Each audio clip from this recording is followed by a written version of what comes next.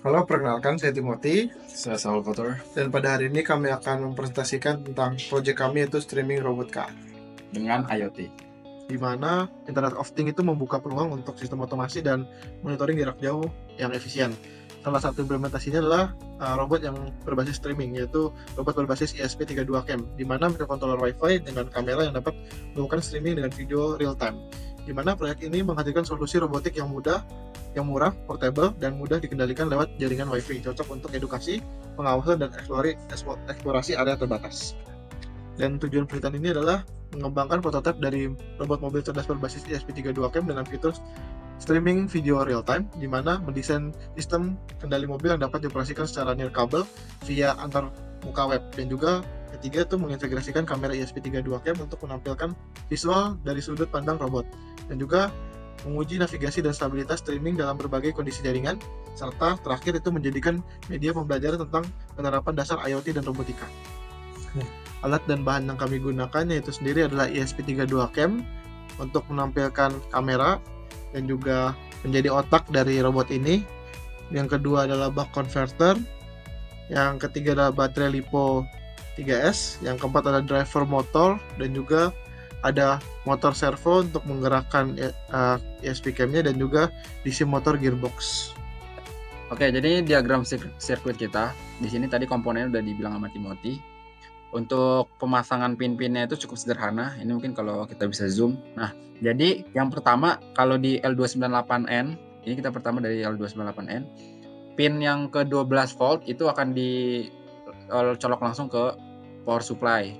Jadi ini untuk baterainya ada plus sama minusnya. Ini dia langsung support 12 volt. Tapi karena baterai LiPo 3S itu kan 11,1 volt, jadi masih bisa beroperasi.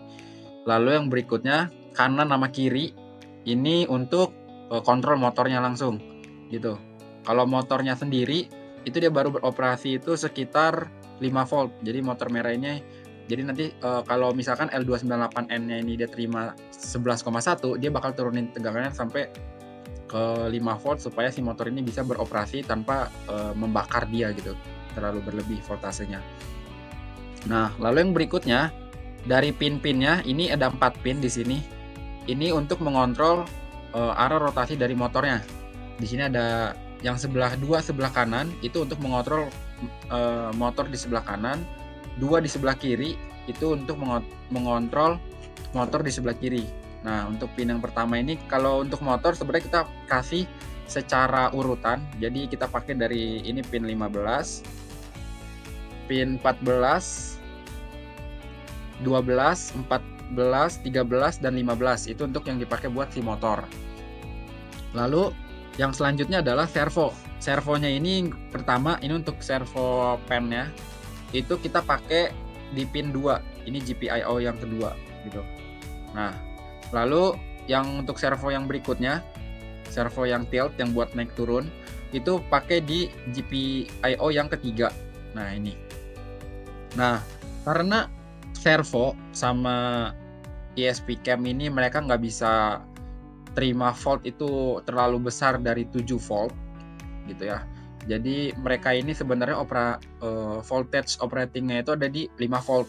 Makanya kita di sini pakai buck converter di mana kita turunin nih tegangannya dari 11,1 itu kita turunin menjadi 5 volt. Jadi bisa supply ke sini ke dua motor servo lalu ke ke ESP32 Cam ya, kayak gitu. Jadi sebelum kita colokin ini, kita pakai multimeter dulu buat ngecek tegangannya itu udah bener 5 atau belum gitu. Nah, yang berikutnya ini adalah flowchart dari logic di mobil ya.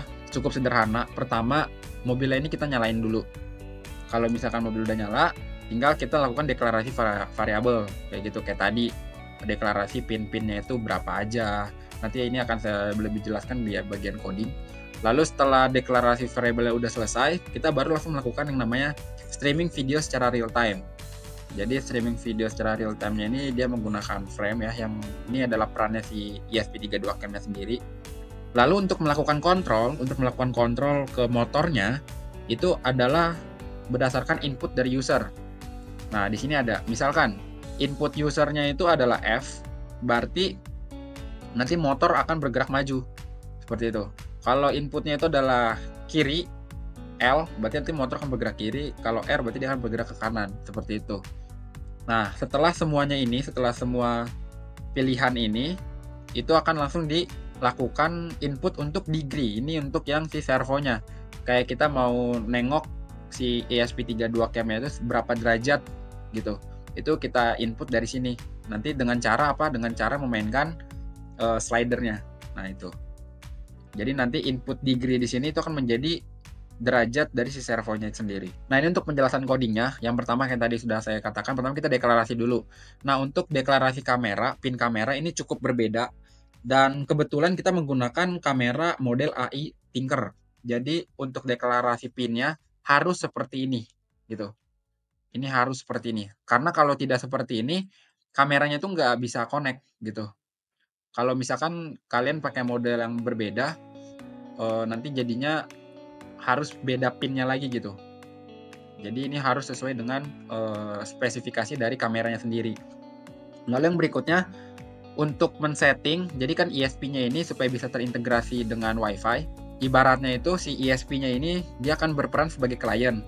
Lalu HP di sini menggunakan HP IP Salva, itu akan menjadi servernya gitu. Jadi nanti si kamera ESP cam-nya ini akan harus connect dengan ke server gitu, dengan server. Makanya dia harus masukin ID sama password dari Wi-Fi-nya tersebut. Lalu setelahnya, ini adalah untuk interface dari webnya. Jadi di sini kalau kita jelaskan ya, coba saya jelaskan. Ini untuk bagian button. Untuk bagian button yang maju, kiri, kanan, mundur. Ini bagian yang div yang di bagian atas. Kalau yang di bagian bawah ini untuk yang slider-slider tadi, untuk ngatur speed, ini untuk ngatur angle dari kameranya. Itu bisa menggunakan slider di sini, ini di sana. Lalu ini kan untuk interface-nya. Yang selanjutnya adalah kita melakukan coding untuk streaming ESP32 cam-nya. Jadi yang pertama ini dia menggunakan suatu while loop. Jadi kalau misalkan di sini FB sama dengan ESP kamera FB_get ini untuk mendapatkan apakah si kameranya itu bisa mendapatkan data gitu, mendapatkan streaming data frame. Kalau misalkan tidak, berarti akan kasih respon ke terminal bahwa ESP-nya ini fail. Nanti kalau ESP-nya fail, berarti nanti dia bakal keluar dari looping kayak gitu. Ini bakal di break. Tapi kalau misalkan dia dia mendapatkan sesuatu dari si FB, maka akan diprosesnya seperti ini. Ini yang pertama, if yang FB format fix format JPEG, ini dia untuk mendeteksi apakah frame-nya itu dalam format gambarnya itu dalam format JPG. Kalau misalkan bukan dengan format JPG, maka dia akan convert kayak gitu. Dia akan melakukan convert si gambarnya itu menjadi format JPG dengan fungsi ini, frame to JPG. Nah ini. Kalau misalkan dia udah JPG, ya udah berarti nggak usah di-convert lagi kayak gitu. Nggak usah di-convert, lalu dia akan balik ke ESP file lagi. Jadi dia bakal keluar dari looping. Artinya data yang diterima itu nggak benar kayak gitu. Itu bukanlah data yang bisa diterima oleh kameranya. Lalu setelah itu kita tinggal kasih respon di sini. Kalau misalkan kamera responnya itu oke, maka dia akan mulai melakukan pengiriman data gitu ke server. Jadi nanti apa yang ada dilihat, apa yang ditangkap gambarnya dari si ESP cam itu akan ditampilin di dalam web server kita seperti itu. Nah, ini untuk penjelasan yang berikutnya, ini untuk yang kontrol motor.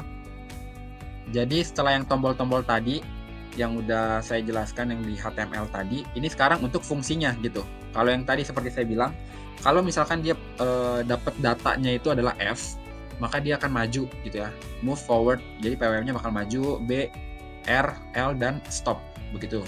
Nah, tapi di dalamnya tuh gimana sih? Bagian apa yang ada di dalam si fungsi-fungsi ini? Nah, di dalamnya itu seperti ini. Ini adalah salah satu codingan yang mudah juga. Jadi di sini bakal dilihat nih, apakah nanti dia bergeraknya itu akan berdasarkan dengan speed yang diatur sama user sendiri dengan slider-slider tadi seperti itu. Jadi nanti kalau misalkan kita geser dia sejauh 5, berarti nanti speednya itu akan menjadi 255. Tapi kalau misalkan 2, berarti nanti speednya hanya 120 seperti itu. Ini seperti itu. Untuk penjelasan move forward, move backward ini semuanya sama, hanya membedakan ada di bagian digital write aja. Kalau misalkan dia height artinya kan dia bakal berputar maju. Tapi kalau misalkan dia mundur, dia berarti tinggal dibuat low aja, kayak gitu. Kalau untuk yang belok kanan belok kiri juga sama, tapi dibuatnya berbeda. Jadi yang kanannya itu mati, yang kirinya itu berputar gitu. Makanya dia bisa belok kanan. Kalau yang belok kiri sebaliknya, yang kanannya dimatiin, kirinya diputerin.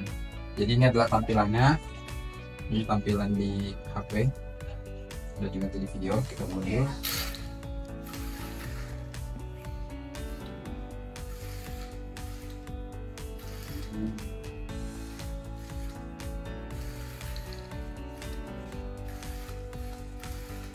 Ini lagu bisa terputar. WH ini bisa dibuka.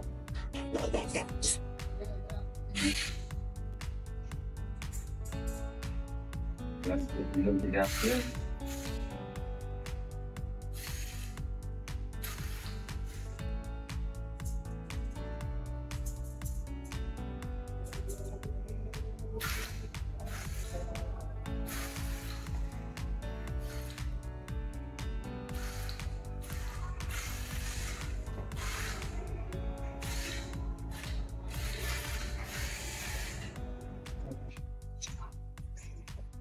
Jadi ini kesimpulannya di mana prototipe robot mobil cerdas yang robot mobil live streaming ini bisa berhasil dikembangkan sesuai dengan tujuan awal, yaitu live streamingkan dari kamera ESP32 cam secara real time ke HP dengan web, di mana sistem berjalan dengan baik, memberikan tampilan visual yang perspektif dari robot serta responsif terhadap perintah gerakan yang diberikan sesuai dengan ekspektasi proyek ini.